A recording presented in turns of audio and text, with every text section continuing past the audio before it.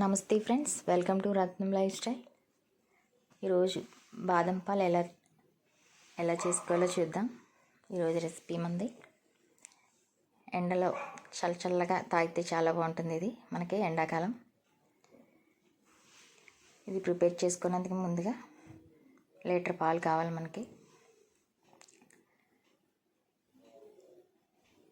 మనం కొన్ని పాలు పోసుకుని దాంట్లో బాదం పిక్కలు 10 బాదం పిక్కలు 50 గ్రాముల జీడిపప్పుని మిక్సీ పట్టుకుని పక్కన పెట్టుకున్నాం. మనం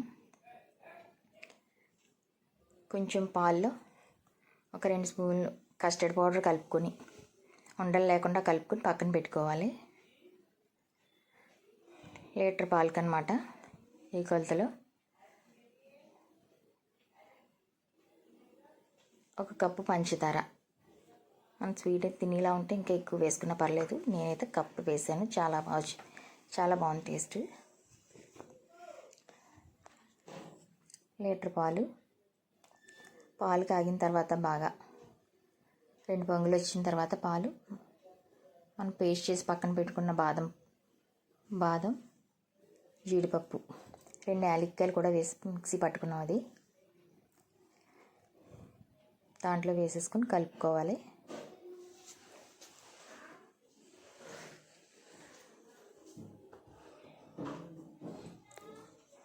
ఈ జీడిపప్పు బాదం పేస్ట్ కూడా దాంట్లో వేసుకుని కలుపుకొని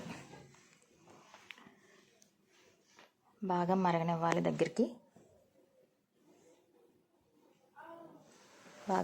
మరిగిన తర్వాత పంచదార కూడా వేసుకుని కలుపుకోవాలి. లీటర్ పాలకి కప్పు పంచదార వేసాను నేను. 10 బాదం పప్పులు 50 గ్రాముల జీడిపప్పు కూడా వేసి పేస్ట్ చేశాను అన్నమాట.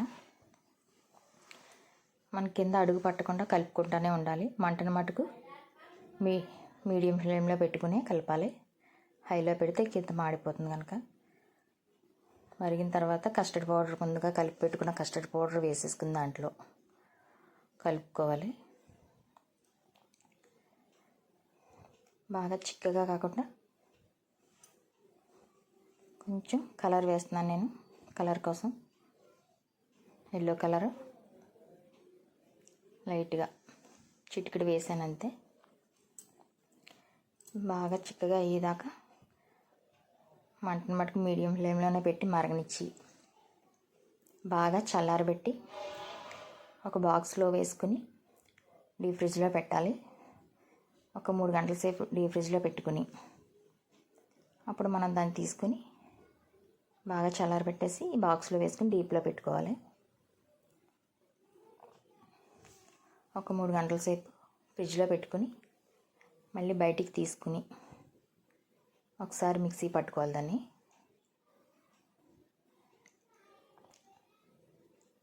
ఇలా చేస్తే చాలా టేస్టీగా చాలా బాగుంటుంది ఫ్రెండ్స్. మీరు కూడా ట్రై చేయండి ఫ్రెండ్స్.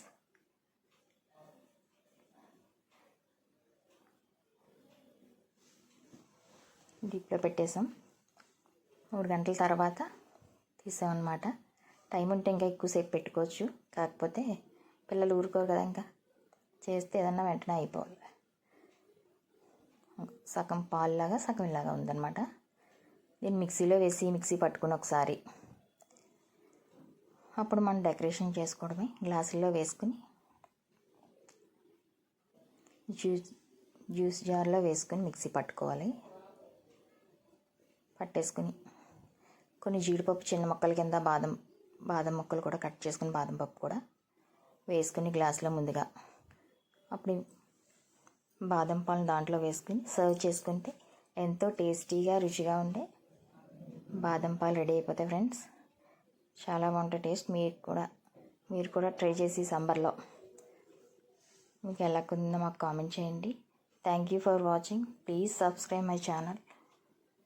ఇంకెవరైనా సబ్స్క్రైబ్ చేసుకోకపోతే నా ఛానల్ సబ్స్క్రైబ్ చేసుకుని మరిన్ని వీడియోస్ కోసం లైక్ చేసి షేర్ చేయండి ఫ్రెండ్స్.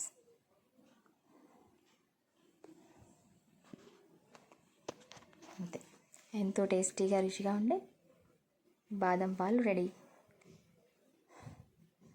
అంతే, పైన కూడా కొన్ని బాదంలు కొన్ని జీడిపప్పులు వేసుకుంటే బాగుంటుందని అలా వేసుకున్నాను అనమాట. చల్లగా ఈ ఎండలో ఇలా